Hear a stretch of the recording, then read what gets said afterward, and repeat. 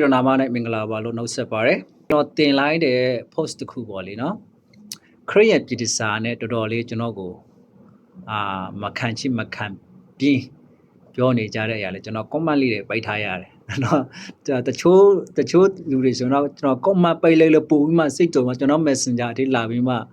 နော်တောင်းကြတာတွေတွေ့ရတာဟာလမ်းပေးစာမင်းကားများလူတိကိုဒီလိုမျိုးလူတိကိုပါလေဥစားတယောက်ဆရာခိုင်းရတယ်လို့အမှုတော်ဆောင်ခိုင်းရတယ်လို့စတာဖြစ်ပေါ့လေဘာမှမသိနေကျွန်တော်ကလာပြောကြဆိုတော့ကျွန်တော်စိတ်မဆိုးပါဘူးเนาะမသိလို့ကျွန်တော်ကိုပြောတာဒါခင်ဗျားတို့ထင်တယ်လို့တော့ကျွန်တော်မဟုတ်ဘူးလို့ကျွန်တော်ပြောချင်တယ်ဆိုတော့ခရစ်ပြည်စာလို့เนาะအသင်းတော်တပါးပြီးသွားပြီးမှပါဝင်နေအကြောင်းကိုပြောတော့တချို့ကလက်မခံကြဘူးနာကြတာပေါ့ကွာเนาะထိတော့နာတာပေါ့ဒါတွေကကျွန်တော်ပြောတာအမှန်တယ်ပဲတမန်ကျမ်းစာကပြောတာပဲပြည်စာတွေကအိမ်မှာမနေဘူးလေမှနေရတယ်နော်သူတို့အခကြီးငွေရဖို့အတွက်သူတို့စိတ်ပျော်ဖို့အတွက်အိမ်မှာမနေဘူးတဲ့နော်ရှောက်ပြီးမှလေပြီးမှနေနော်သူတို့မှလင်းအတိအကျမရှိဘူးနော်သူတို့ရဲ့နော်သူတို့မှဗလဲအခကြီးသူတို့ရဲ့စိတ်တာရဖို့အတွက်သူတို့အခကြီးရဖို့အတွက်ဆိုရင်ဘေယောက်ျားနဲ့ပဲအတူနေရနော်နေလို့ရတယ်အဲ့ဒါကဗလဲပြည်စာလို့ခေါ်တယ်အခအကျငွေကြေးရဖို့အတွက်သူတို့အလုပ်လုပ်တယ်တဘောကဆိုခရစ်ယာန်ပြည်စာလို့ပြောတဲ့အခါမှာအသင်းတော်မှာမသွားရဘူးသူများအသင်းတော်မှာမပါဝင်ရဘူးလို့ကျွန်တော်ပြောတာမဟုတ်သူများအသင်းတော်နဲ့မိတ္တဟာယမဖွေးရဘူးလို့ကျွန်တော်ပြောတာမဟုတ်မိတ္တဟာယဖွေးလို့ရတယ်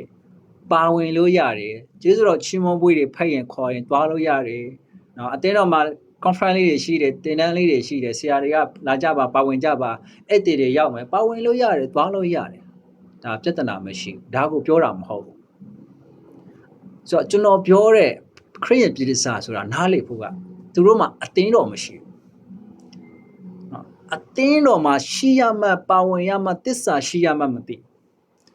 အသင်းတော်ဘေးအသင်းတော်ကနော်နာမည်ကြီးလေ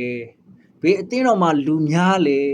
ဘေးအသင်းတော်မှာသွားရင်ကိုကထင်ပေါ်မလဲဆိုတာကိုကြီးပြီးမှပါဝင်တတ်တဲ့ခရစ်ယာန်မျိုးကိုကျွန်တော်ပြောတာအဲ့လိုမျိုးခရစ်ယာန်ပြည်စာလို့ခေါ်တယ်အသင်းကိုဘာလဲမိအသင်းတော်ဆိုတာမရှိဘူးဒါမိခင်အသင်းတော်ပြောတာမဟုတ်ဘူးမိခင်အသင်းတော်ကတတ်